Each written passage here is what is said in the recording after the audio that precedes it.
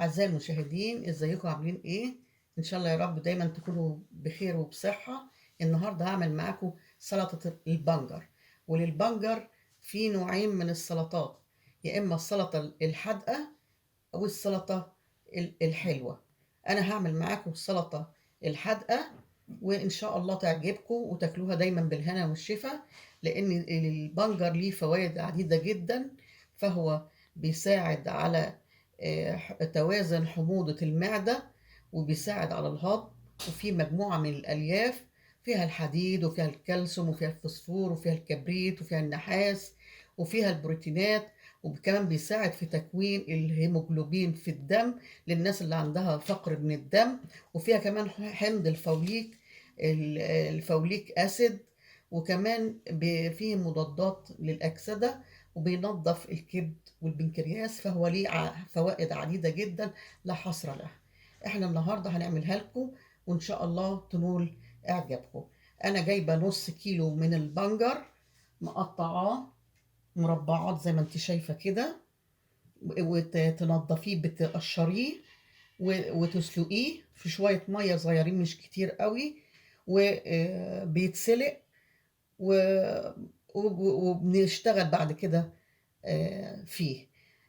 تاني حاجة بستخدم في السلطة يا إما فصين من الثوم، ونص عصير ليمونة، شوية من البقدونس في التجميل، عندي ملح وعندي سكر، وعندي خل تفاح يا إما خل عادي، وزيت زيتون يا إما أي زيت من الزيوت اللي عندك، وشوية من مية البنجر هستخدمها.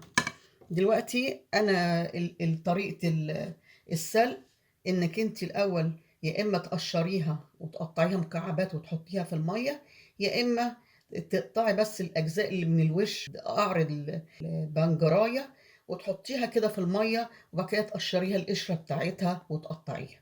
انا عاملاها الاول مقشراها ومقطعاها مكعبات وسلقتها في الميه. هنيجي اول حاجه هنعملها، نجيب بولة صغيرة كده، معلقة صغيرة من الملح، لأن أنا عاملة كمية نص كيلو بس، عبارة عن 4 وحدات. وهنحط معلقتين من السكر كبار كده، وعليهم عصير النص ليمونة،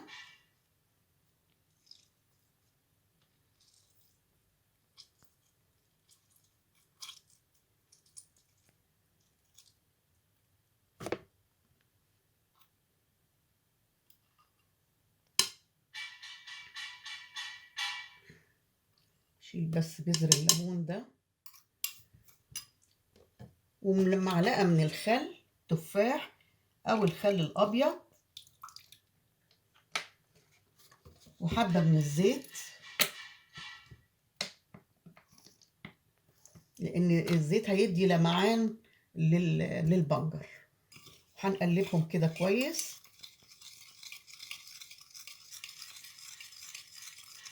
وهعمل عليهم فص واحدة من التوم.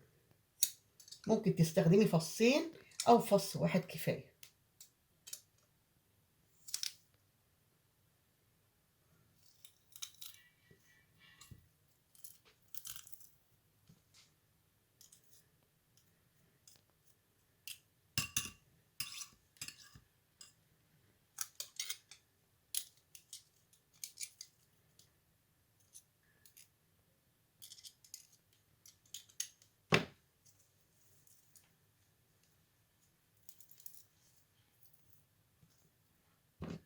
زي ما انتم شايفين كده.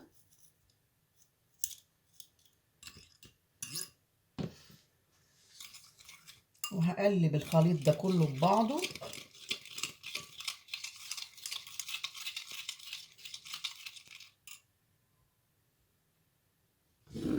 هنجيب البنجر اللي عندنا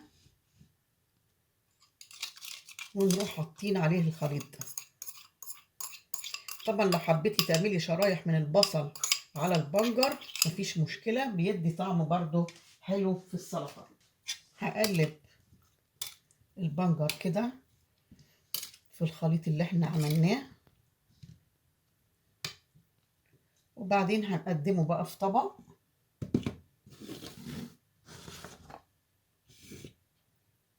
اهو.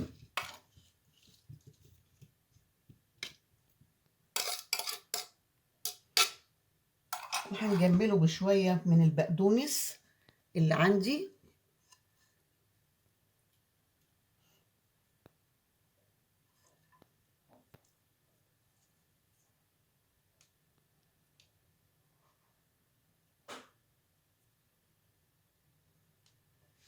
وهنحط برضو حبة زيت صغيرين عشان يدي لمعان كده.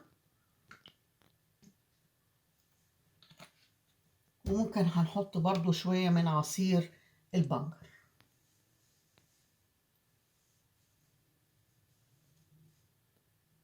اللي هي المية اللي اتسلقت فيه. وبكده ده الشكل النهائي بتاعنا للسلطة. ان شاء الله يا رب تكون تعجبكم وتنول اعجابكم دايما بالحاجات اللي انا بعملها لكم، وتاكلوها دايما في خير وسعادة. لو عجبكم الفيديو بتاعي ما تنسوش تدوسوا لي اعجاب للفيديو، تشتركوا في القناة وتفعلوا الجرس عشان يوصل لكم كل جديد. بالهنا والشفا.